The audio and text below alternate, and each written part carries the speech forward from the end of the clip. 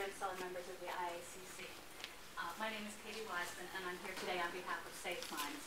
I am the very proud mother of 14-year-old identical triplet boys. Nick and Alex have PDD-NOS, and Donnie has autism. I'm here to tell you that the Mercury-autism connection is stronger than it has ever been. For those who say a link has been disproved, I say go and actually read the literature. It currently supports a connection by a 2-to-1 margin. Included in my comments are emails obtained through the Freedom of Information Act, showing that autism rates in Denmark actually dropped in 2001 after they removed thimerosal. I've also included Mark Blaxell's graphic analysis of the early VSD data, showing 7.6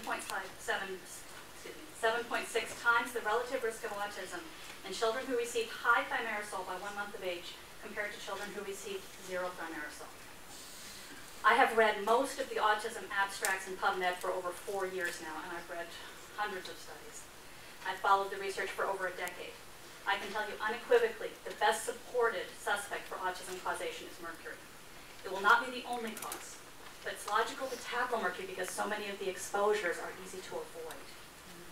And thimerosal is not the only mercury exposure of concern in autism. Other mercury sources, we've got fish, other food, dental amalgam, skin lightening creams, fluorescent light bulbs, Santeria rituals, air pollution, and even tattoos. Any candidate for autism causation must fit trends of exposure and cause symptoms that make sense. Mercury does. Both organic and inorganic mercury are involved. What we need are studies of total mercury exposure relative to autism for both mothers and children.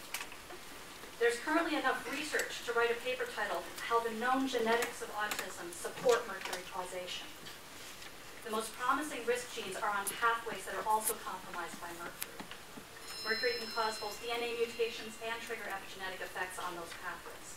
Please read my full comments for some details of some recent studies, like last week. Last year, Shanley and Austin found that the grandchildren of survivors of acrodynia have 7 times the rate of ASD of the general population in Australia, 1 in 22. Acrodynia is a form of mercury poisoning in a genetically susceptible population. Aging parents, neonatal jaundice, low birth weight, prematurity, all autism risk factors that have connections to mercury. Please read the Autism Mercury paper in your packet for a broader sense of these connections.